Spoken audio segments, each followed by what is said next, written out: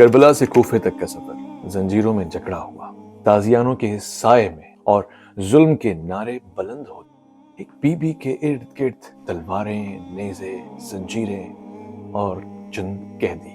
Be be کا نام ہے زینب بنت علی۔ یہ کربلا کو چھوڑتی ہیں 11 محرم الحرام کو، مگر ایک بار پھر سے کوفے، شام، دربار اور بازار کے سفر کو کرتے ہوئے واپس کربلا لوٹتی ہے۔ اس کو اربعین کہتے ہیں۔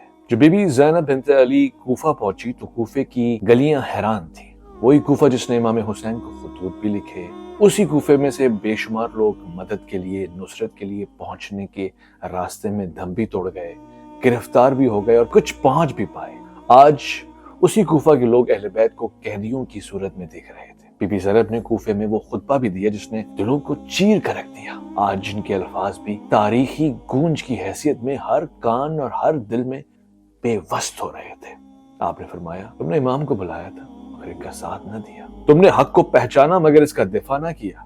زینب بنت علی اسی کوفہ کے بعد شام کی طرف روانہ کروائی گئی۔ یہ سفر کئی دنوں پر مشتمل تھا۔ گرمی، بھوک، پیاس، زنجیریں اور اس سب کے باوجود زینب کا حوصلہ پہاڑوں کی طرح بلند تھا۔ جب قافلہ دمشق میں داخل ہوا تو شہر کو جشن کی طرح سجایا گیا۔ یہ شام ہے، یہ وہی شام ہے کہ جہاں علی ابن ابی طالب کے نام سے دشمنی بچے کو کٹی میں سلائی پلائی اور یاد کروائی جاتی تھی۔ یہ وہی شام ہے کہ جہاں علی کے نام کو جمعے کے خطبوں میں گالی بن کے پیش کروایا گیا تھا۔ یہ وہی شام ہے کہ جس میں کئی ساری سالار فوجی دستے یتیم اور ان کے عزیز و اقربا سے ہاتھ دھو بیٹھے تھے، اور اگر ان کے قاتل کا پتہ پوچھا جائے تو صرف کہا جاتا تھا علی نے مارا ہے۔ اور اب اسی شام میں انہی شامیوں کے درمیان علی کی بیٹی حسین کی بہن زینب بنت علی موجود تھی۔ شام کے بازار کو خوبصورتی سے سجایا گیا تھا۔ لوگ ایک دوسرے کو کھینچ کھینچ کے بازار کی طرف لے کر آئے تھے کہ جس نے زندگی بھر بازار کے کسی نکڑ کا چہرہ نہیں دیکھا تھا، آج وہ اہل بیت رسول کے چہروں کو دیکھنا چاہتے ہیں، ہاتھوں کو کہ جن میں ہتھ کڑیاں ہیں، اور خاک اٹھا کے ان کے سروں پہ مارنے کی خواہش کرتے ہیں۔ بازار شام میں کئی ساری عورتیں ایسی بھی تھیں جو دیکھنا یہ چاہتی تھی کہ جو آواز آئی ہے، یعنی قیدیوں کو لایا گیا ہے، وہ قیدی ہیں کون، ان کا جرم کیا ہے، ان کے ساتھ کیا سلوک ہوتا ہے۔ روایتوں کے مطابق جب اہل بیت واپس کربلا آئے تو وہ دن 40 یعنی 40ویں کا دن تھا۔ بعض روایات نے اس کو اگلے سال کا چہلم قرار دیا ہے، کچھ روایات اسی سال کے 40ویں دن کی بات کرتے ہیں۔ بارکیف یہ طے ہے 40ویں دن یعنی 20 صفر کو زینب بنت علی کربلا میں دوبارہ قدم رکھتی ہیں۔ مگر رکیے، جناب زینب بنت علی سے پہلے ایک اور مسافر ہے جو حسین بن علی کی زیارت کے لیے آیا ہے۔ یہ صحابی رسول ہیں۔ یہ بزرگ ہیں، عمر رسیدہ ہیں، سفید باریش ہیں، چل نہیں پاتے، مگر مدینے سے مکہ اور مکہ سے کربلا تک آئے ہیں۔ ان کا نام ہے جابر بن عبداللہ انصاری۔ بزرگ نے دبے پاؤں کربلا کی سرزمین پر گھبراتے ہوئے قدم رکھا۔ نہیں معلوم کس سمت حسین کو سلام کرے، لہٰذا آسمان کربلا کو اشارہ کرتے ہوئے کہا، سلام علی الحسین، سلام علیکم یا حسین، السلام علیکم یا حسین۔ روایات میں ہے جیسے ہی جابر بن عبداللہ انصاری رضی اللہ عنہ کے لبوں پر سلام علیکم یبن رسول اللہ کے الفاظ آئے، جواب آیا، وعلیکم السلام یا جابر، یہ صحابی رسول۔ یہ ہر دیکھتی آنکھ کے لیے حیرت انگیز منظر تھا، مگر وہ صحابی رسول جس نے اس طرح کے معجزات، کرامتیں اور نورانی کیفیتیں دیکھی تھیں، گھبرایا نہیں۔ انہوں نے عشق امام حسین میں قدم کو آگے بڑھایا۔ تاریخ کی پہلی زیارت کا شرف حاصل کرتے ہوئے جابر بن عبداللہ انصاری نے اس قبر، یعنی جس کو امام حسین کی قبر بتایا گیا، سلام پیش کیا۔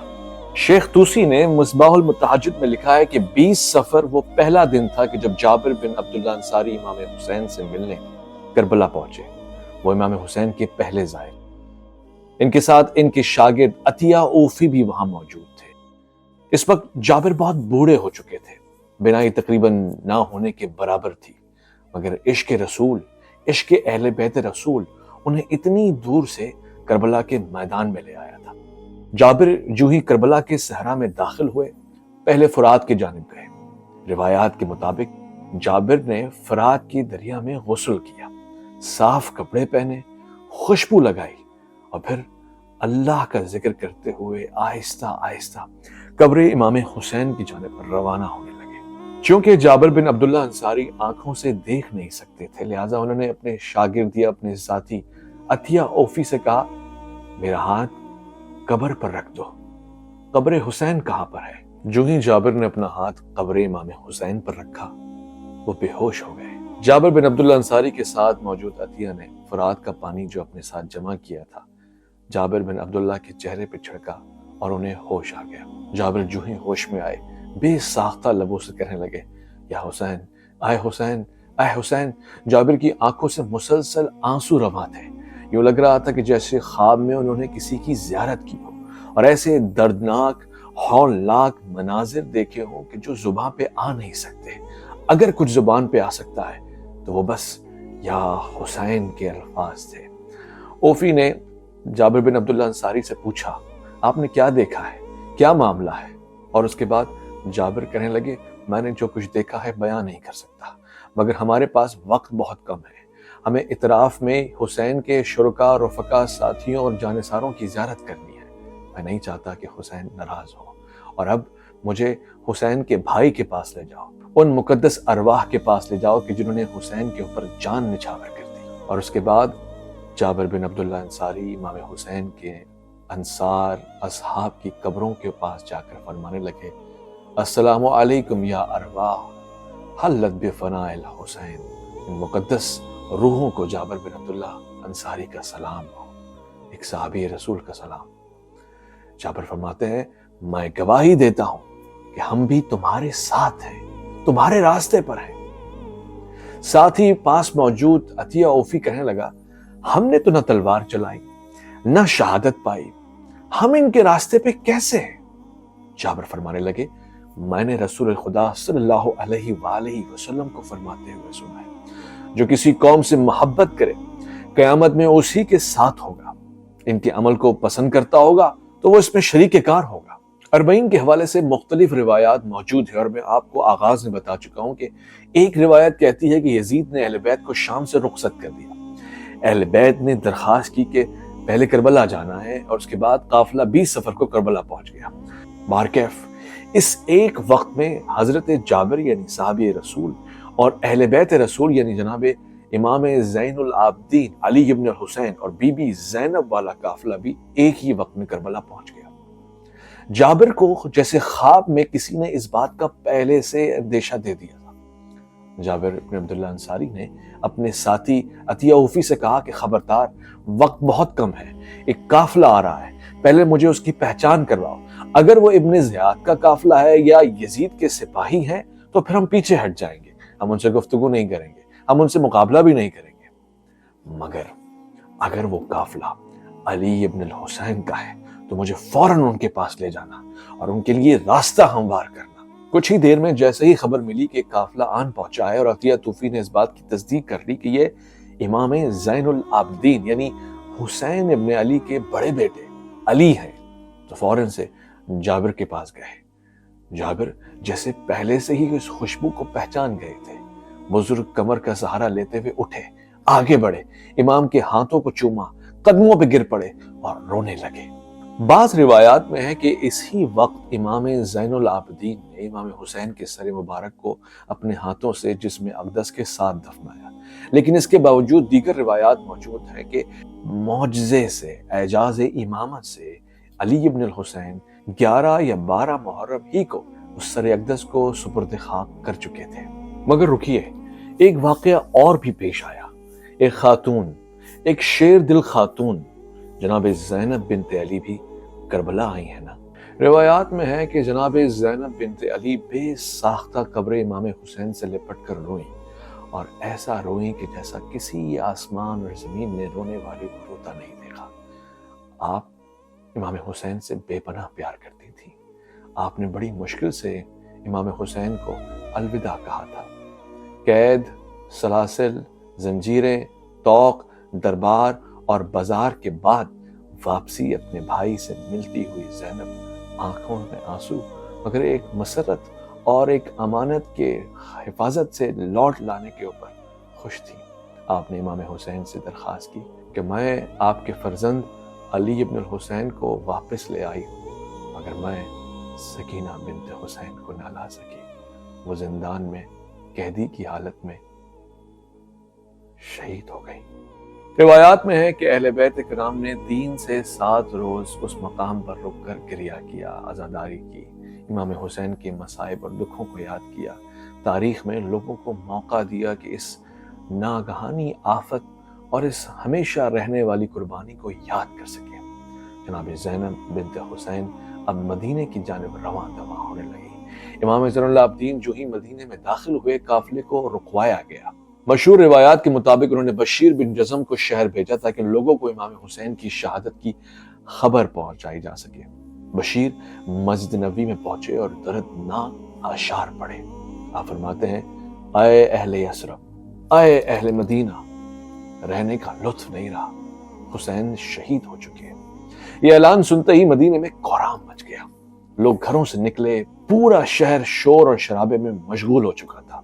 کچھ لوگ آنکھوں سے آنسو پیش کرتے اور کچھ لوگ اونٹوں پہ چڑھ کر اپنی جان آفرین کے سپرد کرنے لگتے۔ یہ امام حسین کے اوپر ہونے والے ان مظالم کا صلہ تھا کہ جن کو تاریخ میں کبھی فراموش نہیں کیا جا سکتا۔ مگر رکیے، 40 یعنی امام حسین کو اس لیے بھی ایک تاریخی حیثیت حاصل ہے کہ روضہ امام حسین کے بعد کئی مرتبہ ظلم کا نشانہ بنا رہا۔ اسی لیے امام حسین نے اپنی جگہ یعنی مقتل کا انتخاب فرمایا اور اپنے زائر کو دعوت نامہ بھجوایا۔ کہتے ہیں کہ خود امام حسین نے کہا کہ مجھ سے ملنے آنے والے یعنی میرے زائر کے لیے 3 چیزوں کا اہتمام ضرور کرنا، اسے میری قبر پر لانا، اسے ٹھنڈا پانی پلانا اور اسے بتانا کہ تمہارے نبی کے بیٹے حسین کو اس مقام پر قتل کیا گیا تھا، لہٰذا اسی مقام کا ہمیشہ کے لیے قائم دائم رہنا ضروری تھا۔ مگر ظالم قوتوں نے ہر دور میں یہ چاہا کہ اس مقام کا نام و نشان مٹا دے۔ کہتے ہیں کہ جس دن بنی اسد نے امام حسین اور رفقا کی تدفین کی، امام زین العابدین یعنی علی ابن الحسین کے اشاروں کے اوپر ایک بیری کا درخت، جس کو سدرہ بھی کہتے ہیں، یعنی عربی میں سدرہ پکارے جانے والے اس درخت کو نشانی کی حیثیت سے قبر کے اوپر لگا دیا گیا۔ یہ پہلا مزار تھا، پہلی باقاعدہ قبر کی صورت، جس میں نہ تختی ہے نہ قبہ ہے، لیکن اس درخت نے برسوں اس قبر کی حفاظت کی، زائرین کے لیے نشان بن گیا اور سخت دھوپ میں حسین کی قبر پہ چھاؤں کی حیثیت میں کھڑا رہا۔ اس کے تقریباً 4 سال بعد مختار ثقفی نے پہلی مرتبہ اس قبر کے گرد 4 دیواری بنوائی، چھوٹا سا گنبد تعمیر کروایا اور 2 دروازے بنائے۔ یہ روضے کی پہلی صورت تھی۔ تاریخ میں کچھ لوگوں کے نام نمایاں آتے ہیں مگر کسی اچھی کارکردگی میں نہیں۔ بہت سارے ایسے لوگ ہیں جو بادشاہ تھے، حکمران تھے، مگر امام حسین کے روضے کو گرانا چاہتے تھے۔ عباسی خلیفہ تو یہی کہہ کر آئے تھے کہ وہ اہل بیت کا ساتھ دیں گے، مگر عباسی خلافت کے منصور عباسی نے امام حسین کے روضے کو ڈھا دیا، بڑی نوعیت کی توڑ پھوڑ کر کے اسے کم و بیش مسمار کر دیا۔ پھر مہدی عباسی آیا، اس نے دوبارہ تعمیر کروائی۔ پھر ہارون رشید آیا، اس نے گنبد گرا دی، عمارت منہدم کر دی، قبر کے پاس موجود وہ بیری کا درخت بھی کٹوا دیا۔ مگر رکیے، ظلم ابھی انتہا پر نہیں پہنچا۔ اس کے بعد مسلمانوں ہی کا ایک اور خلیفہ متوکل عباسی آیا۔ کسی حکمران نے روضے کو اگر سب سے زیادہ نقصان پہنچایا تو وہ متوکل تھا۔ متوکل عباسی نے 236 ہجری میں گنبد دوبارہ سے گرایا، قبر کے ارد گرد عمارتیں منہدم کر دی، زمین پہ ہل چلوا دی، پانی چھوڑ کر قبر کے اثرات مٹانے کی کوشش کی، زیارات پہ پابندی لگوا دی اور زائرین کو گرفتار اور بعض روایات میں قتل تک کروا دیا۔ مگر زیارت امام حسین نہ رکنی تھی اور نہ رکی۔ تاریخ بتاتی ہے کہ شاید یہ خدا کا ارادہ تھا کہ اس قبر اور اس روضے کا نام و نشان ہمیشہ باقی رہے۔ مقامی قبائل خصوصاً بنی اسد قبر کی جگہ جانتے تھے، لہٰذا زائرین خفیہ طور پر رات کے وقت آتے تھے۔ ایسے وقتوں میں کہ جب ظالم بادشاہوں کی وجہ سے عمارت گرا دی گئی، دیواریں منہدم کر دی گئیں، تب بھی ایک درخت ہے جو لوہے کا ستون بن کر بار بار نکل آتا ہے اور سایہ دار ہو جاتا ہے۔ کہتے ہیں کہ متوکل کے قتل کے بعد اس کے بیٹے منتظر عباسی نے دوبارہ قبر کی نشاندہی کروائی تاکہ زائرین مقام امام حسین تک پہنچ سکے۔ بائی دی وے، کربلا کے زائرین میں جو اول نام ہے وہ اتنے سنہرے ہیں کہ ان کو سن کے آپ کے اندر زیارت کا ایک شوق پیدا ہو جائے گا۔ حضرت جابر بن عبداللہ انصاری ہوں، امام علی بن الحسین یعنی زین العابدین ہوں، جناب زینب بنت علی ہوں، یا پھر خود امام محمد باقر، اور اس کے بعد امام جعفر صادق، بعد میں ہزاروں علماء، محدثین، فقہاء اور ہر کس و ناقص کو یہ شرف حاصل ہوا کہ وہ اگر زمانہ امام میں ہے تو زیارت امام حسین سے محروم نہ رہے۔ اس ناچیز نے بھی کربلا کی زیارت کئی مرتبہ بشرف باسعادت حاصل کی ہے، مگر 40 ایک معجزہ، ایک عجیب کرامت کی صورت میں نمایاں نظر آتا ہے۔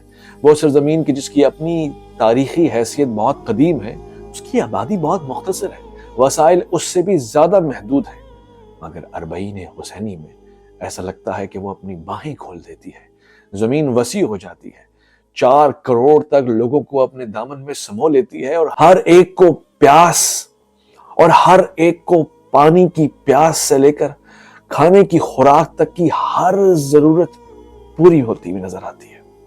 نہ کوئی بے چین ہوتا ہے، نہ کوئی بے مراد ہوتا ہے۔